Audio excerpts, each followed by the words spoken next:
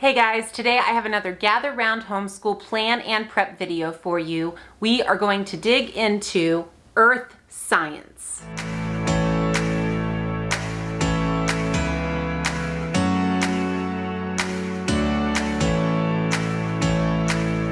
If you are new around here, my name is Sarah. I am the homeschool mom of 5 kids. They are currently ages 13, 12, 7, 3, and 18 months. We are wrapping up our 9th year of homeschool, and normally this is the part of the video where I would tell you to grab some coffee and get comfortable, but today both my toddlers are already asleep and I was not about to run the coffee grinder and wake them up. So instead I am drinking this ginormous glass of iced tea. So grab whatever it is you want to drink, a snack, whatever, and let's talk about Gather Round Homeschool's Earth Science Unit Study.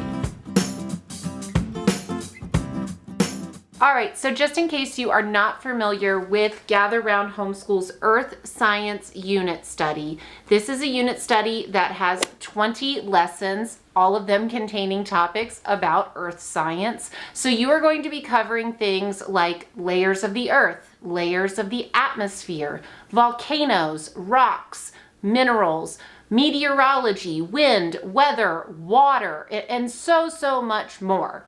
These lessons are meant to be done every day in your homeschool, which means it's probably going to take you anywhere from 4 to 5 weeks to get through the entire unit study.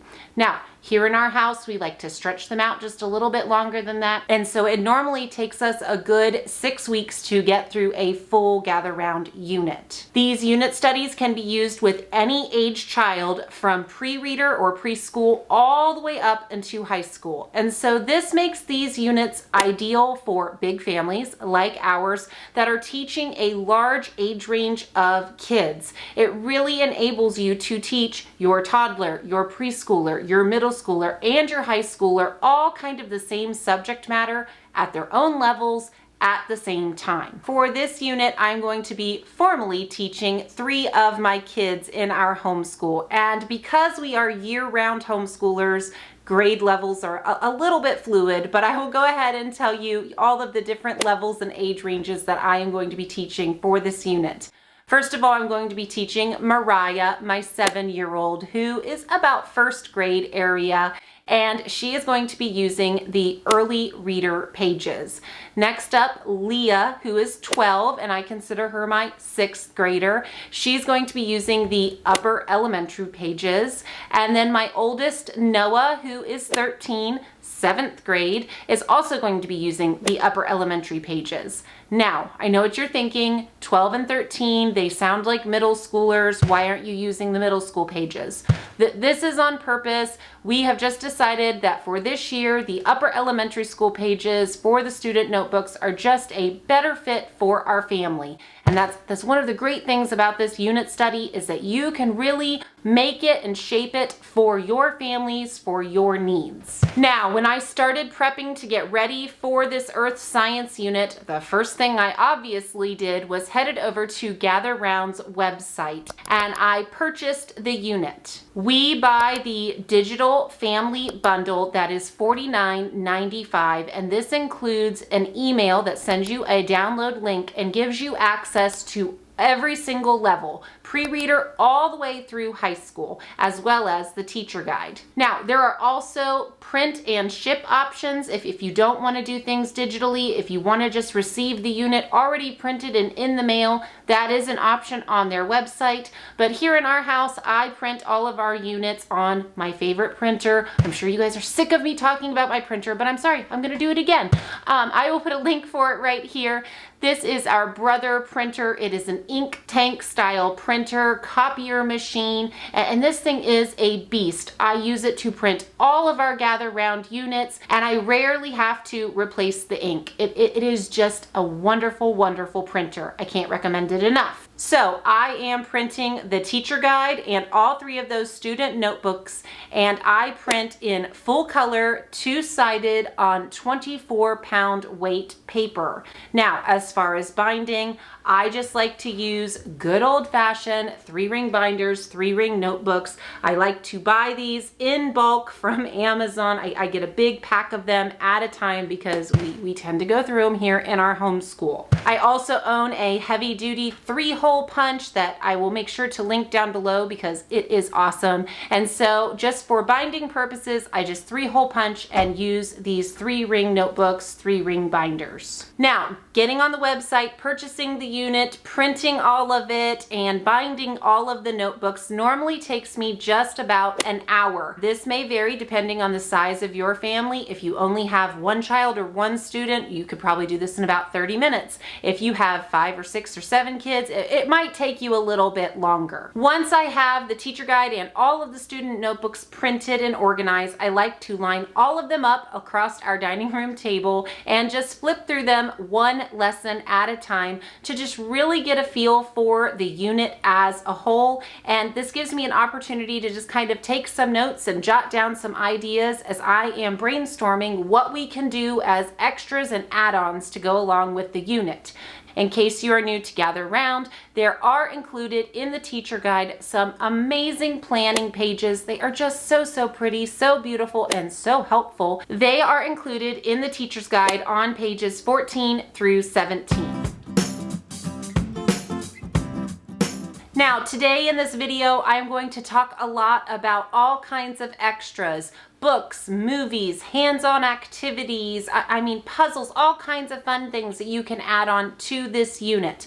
But just the basics, if you just want to be really minimal and do just the core of this unit, just what comes with Gather Round, the supplies that you will need according to the teacher guide are, and I'm just going to read them so I don't miss anything, an atlas, a globe, a pencil, coloring or watercolor supplies, a Bible, a notebook or a binder to put all of your student notebooking pages in, some blank paper, and some type of resource to do research, whether that's encyclopedia or books or just internet access. So that is the bare bones of what the supplies you are going to need to do this unit.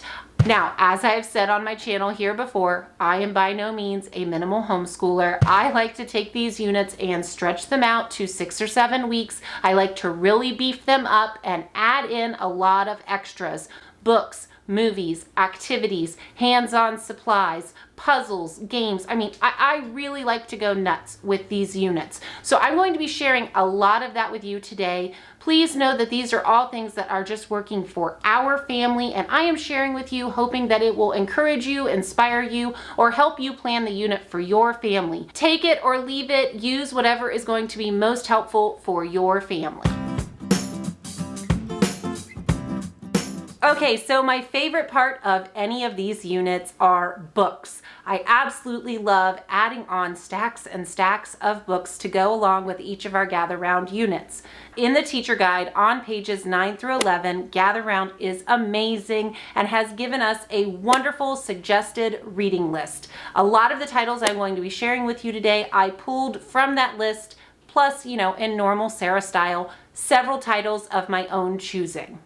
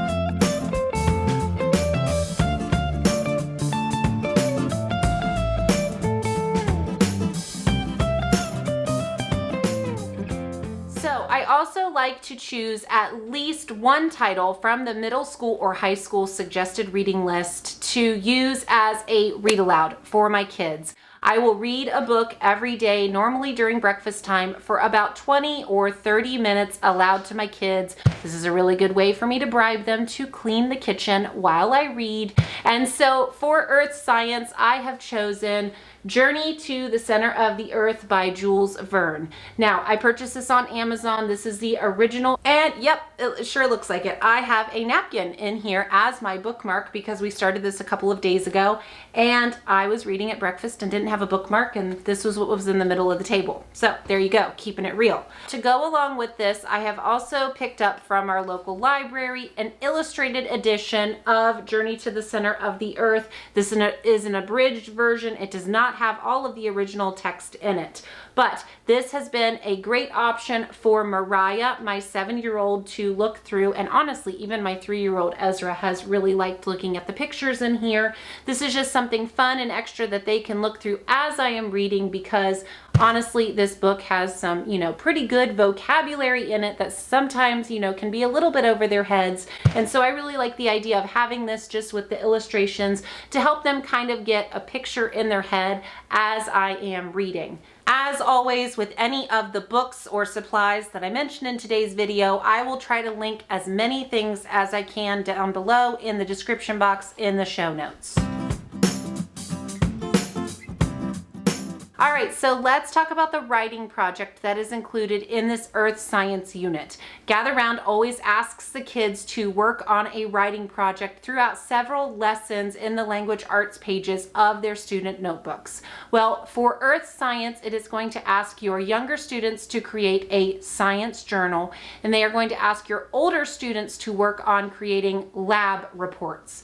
Now, I have decided to tweak this just a little bit and do a little bit more Charlotte Mason style, and my kids are really going to focus in on doing nature journaling. I am by no means an exclusive Charlotte Mason homeschooler. However, I do appreciate a lot of her teachings and try to implement a lot of her practices. As you can tell by all of the books that I just shared, I really like to supplement all of our units with a lot of books and living books.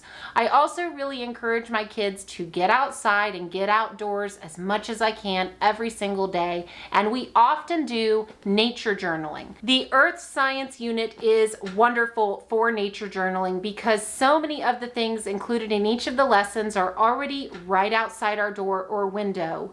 Rocks, minerals, weather, things like that. So implementing nature journaling in with this unit study is just a no-brainer. Back in the fall, I shared a video here on my channel about my favorite nature journaling supplies and what I carry in our nature journal backpack. I will link that video down below if you're interested in it. But today I thought I would just share one book that will really help you if you are starting to nature journal and you need some inspiration in particular for this unit. And this is honestly just a great reference book for the Earth Science unit in general.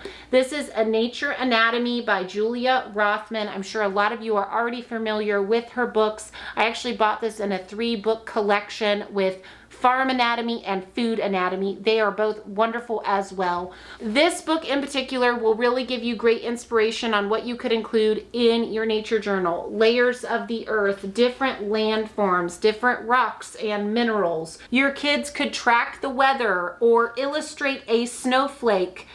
Different weather that they see outside, raindrops, lightning, cloud formations. There are all types of illustrations in this book that will give you ideas and encouragement for how you can implement some of these things in your own nature journal.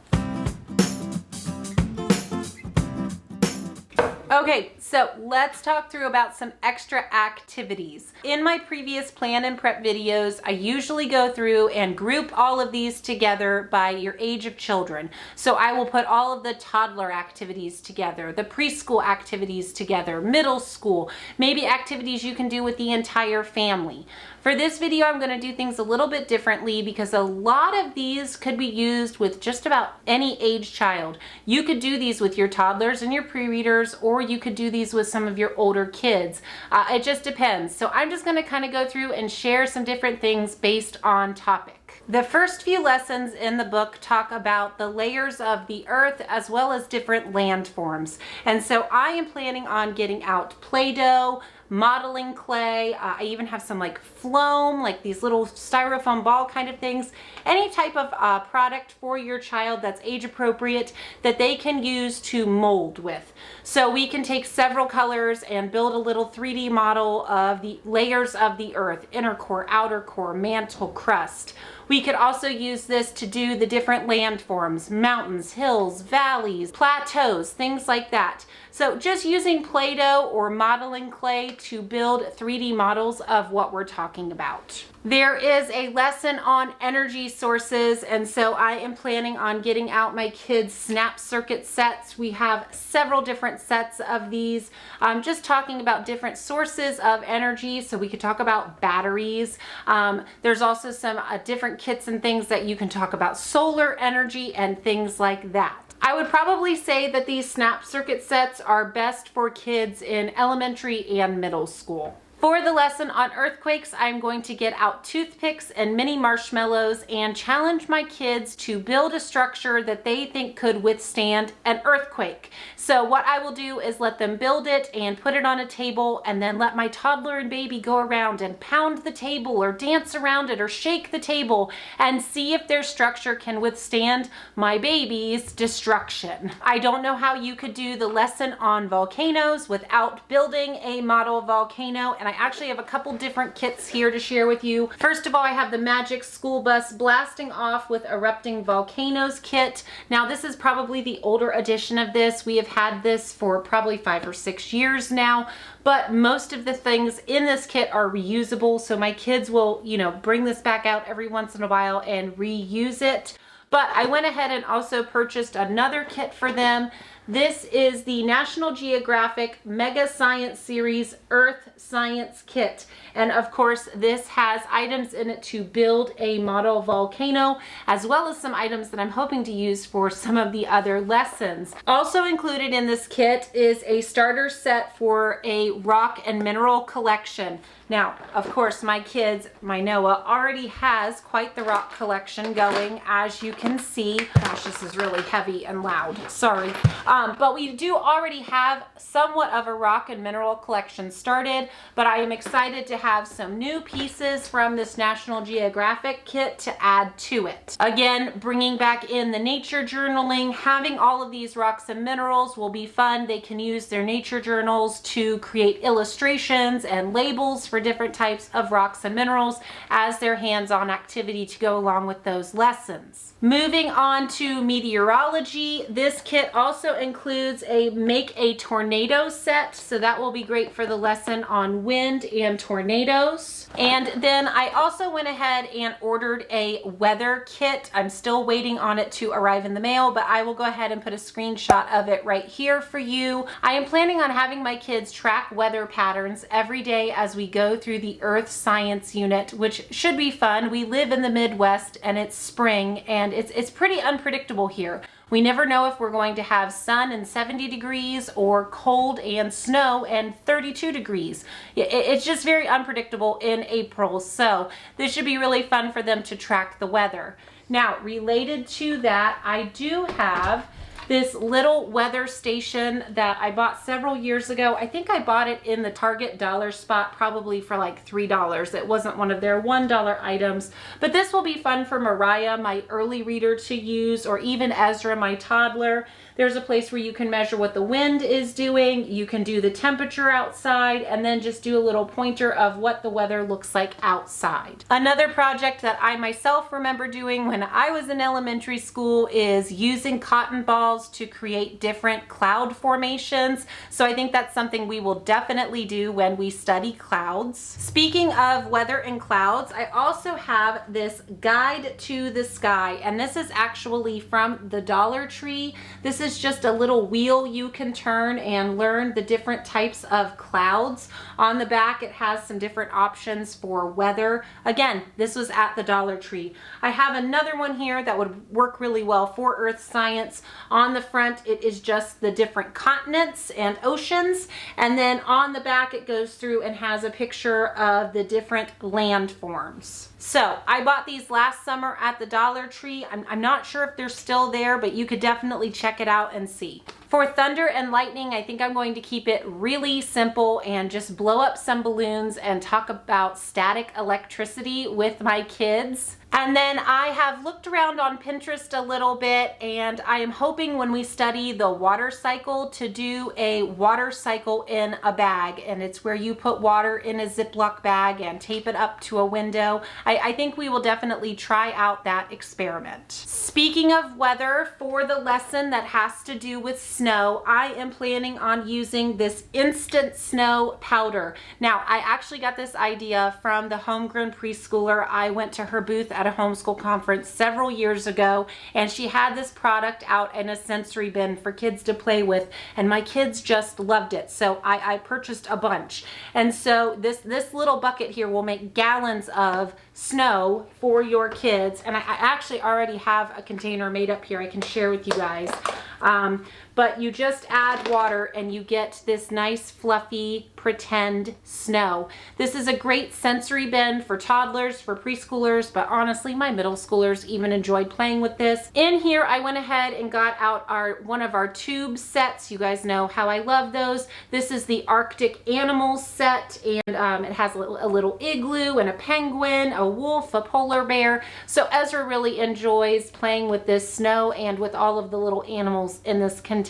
Speaking of sensory bin ideas, in particular for toddlers or younger kids, something else you can do, and I'm hoping to do with Ezra, is I'm going to grab a bunch of pom-poms, probably like blue and green and brown, put them in a shoebox and let him play in those, maybe let him sort out the different colors, talk about land and water and dirt and things like that. You could also put a bunch of pebbles and rocks in a bin and let them play with that when you study rocks and minerals. Or you could also do a kinetic sand or even a regular sand bin and let them play in that. When you study water, you could do a water table. I would probably encourage you to do it outside, but just let them play in water with measuring cups and funnels and things like that. Anything they can do to just do hands-on sensory kind of things, my toddlers and little ones really, really enjoy.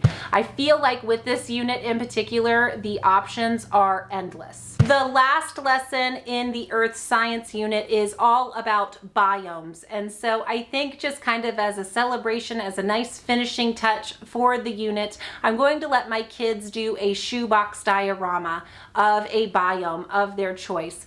This was something that they really enjoyed doing when we studied the Africa unit. They created dioramas as we learned about different parts of Africa. They really enjoyed doing that. And so I think it will be fun for them just to do a one-day shoebox craft and create a biome of their choice, just using construction paper and tape and glue and things we already have in our craft supplies. All right, so just a couple last things here that just kind of cover earth science in general. First of all, I think we'll probably utilize the world maps here that are from Miller paper. I've talked about these before. We use these in particular when we do the different continent unit studies, but I do have one of the entire world. So these will be great for some extra coloring or for labeling the continents and oceans and memorizing those. We'll definitely use these Miller paper maps. And then again, Dollar Tree, I'm telling you, it's a gem. I bought this 350 piece puzzle, and it is just, you know, it has mountains and a river,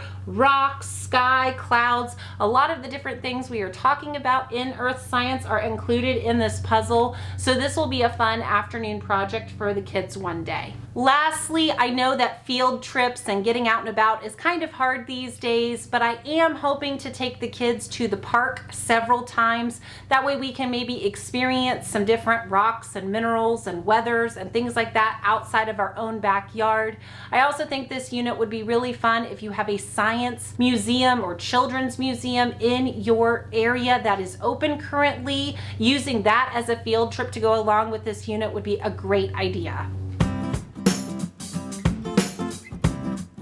Okay, so let's talk about movies. Before I do that though, I need to put a little disclaimer here. The movies I'm going to talk about today are movies that my family is interested in, that my husband and I feel like are a good fit for our kids. Please remember that we have a large age range of kids. Some of the titles I'm going to share today might be appropriate for our entire family to watch. Some of them may only be appropriate for my 13-year-old to watch, or maybe my 12-year-old. We do have a large age range, so not all of these are going to be rated G. Just make sure that you are always doing your research and deciding what titles fit best for your family. Okay, now that I have that out of the way, just putting that out there, sorry. First of all, we're probably going to be watching lots and lots of episodes from The Magic School Bus. We own some of these, and I believe they may still be available on Netflix or Amazon Prime, one of the two, but there are so many of those episodes that will pair nicely with the lessons in the Earth Science unit.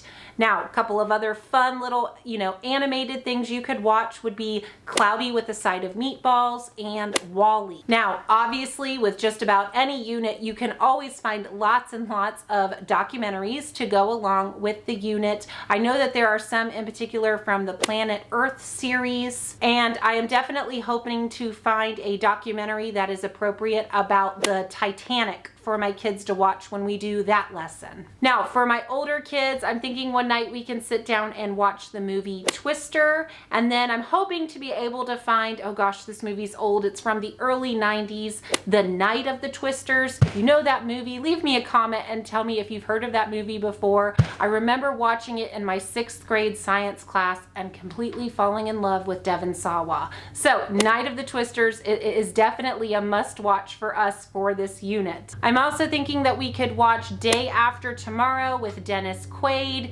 maybe Dante's Peak. Again, that one has to do with volcanoes. And since we're doing Journey to the Center of the Earth as our read aloud, I'm hoping that we can watch the different versions of that movie. Now, obviously there is the original, but there's also one with Brendan Fraser in it that I've not seen myself yet, but looks fun. And then there is a sequel to that is Journey to the Mysterious Island that has Dwayne Johnson. So I've not seen those movies myself yet, but they definitely look fun and like something my kids will enjoy. All right, guys, well, that wraps things up for today. We are definitely looking forward to diving into this Earth Science unit. If you enjoyed today's video, please take a second, give it a thumbs up and like it below. If you have not done so, please subscribe to our channel and leave me a comment. Doing all of these things really helps our channel to grow here on YouTube. I hope that you are enjoying your homeschool year. See you later.